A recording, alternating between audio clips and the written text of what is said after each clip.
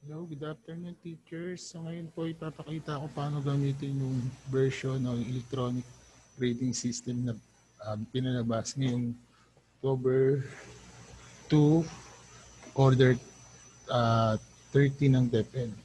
So dito po makikita natin, ito po yung pang grade 1 hanggang grade 10.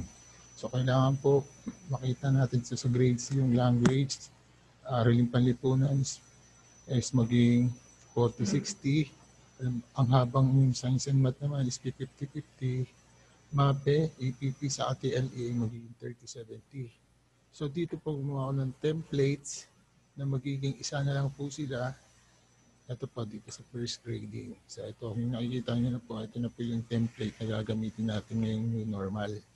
Ito po yung sinasabi ko kanina na first DepEd Order 30 series of 2020. Okay, so ganito po yung gagawin muna natin. Dito po sa first quarter, dito lang po tayo mag-i-input ng names ng students natin at mag-i-input ng mga records. Okay, so nilagyan ko na po yan, dinamihan ko na po yan kasi may mga school na maraming mga estudyante. Yan, so pwede namang i-hide yung iba. So dito po, ito yung sinatukoy. Kapag TLE po, yan, dapat 30-70. Ngayon, kapag ibang subject, kagaya ng Math and Science, 50-50. Ito po yung science and math o science. So kung mapapansin nyo po, nagpalit po tayo ng templates. Yan, so naging 50% na rin po siya, 50% na rin po siya. 50% na rin po dito sa written score.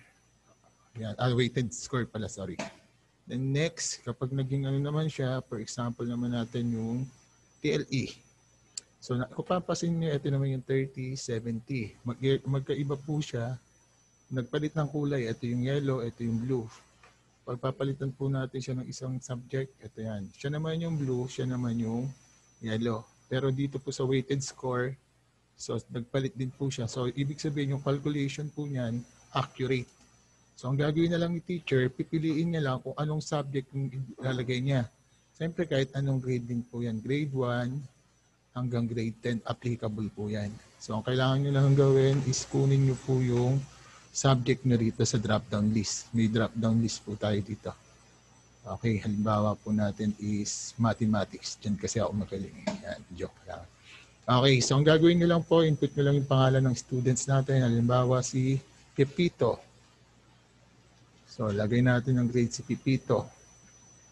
Halimbawa natin, puro 5 lang. Yan. So, kagandaan nito, kahit hindi nyo ubusin yung 1 to 10 na written works, okay lang, wala pong problema doon. Kahit hanggang dito lang po kayo, hindi nyo po kailangan pilitin mag-10 written works or 10 performance sa isang quarter. Okay, so ayan po. Ngayon, yung nilagay natin pangalan sa Pepito, automatic magkakaroon na rin po yan ng pangalan doon sa second quarter, sa third quarter, saka sa fourth quarter. So hindi nyo na po kailangan mag-input ulit ng names or mag-copy-paste pa. Ang kailangan nyo na lang i-input sa susunod is yung mga magiging another score niya sa second quarter dahil sa performance task. Okay, so ganito ulit. Balik tayo dito.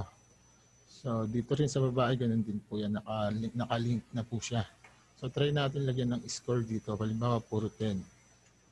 Subukan natin hanggang third quarter saka fourth quarter para malaman natin kung meron siyang grades na makukuha. Yan. Sa second quarter, ganun din. Nagkaroon sila ng grade. Si Pepito lang muna tayo pumukus. So 10, puro straight 10. Bumawi. Pero may mga item na 25, may 15, saka 10, 15, 20, 25. So mababa pa rin yung score ni Pepito. 100 out of 160. Dito puro perte. Tignan natin kung papasa si Pepito. Wag muna natin pansin si Delphine de la Cruz. Siya po yung nagdi-discuss. Okay, next. Dito po tayo sa third quarter. Si Pepito lang po ulit. Lagyan natin perfect score si Pepito. Nakaganti rin si Pepito sa wakas. Na perfect niya rin yung performance task. Yan. So makikita natin sa third quarter, ang taas ng grades niya, 100. Okay, nung pagdating ng fourth quarter, nag-petiks na naman si Pepito. Yan. So halimbawa, hindi siya nakakuha ng 5 exam. Dito palagay na natin, nakuha niya yung 5, absent na siya. Okay. So, ang grade niya dito is 69.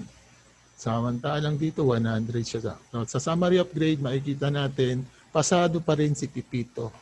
So, meron siyang general average of 83%. So, congratulations kay Pipito. Okay, so kung may tanong po kayo, paki-message lang po ako. Andito po yung aking email address o yung Facebook account. Ito lang po, hanapin ko lang yung share. New share. Ito po.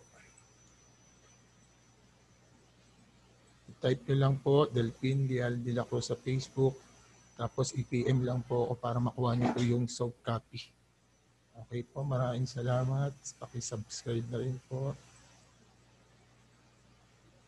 Stop record na tayo.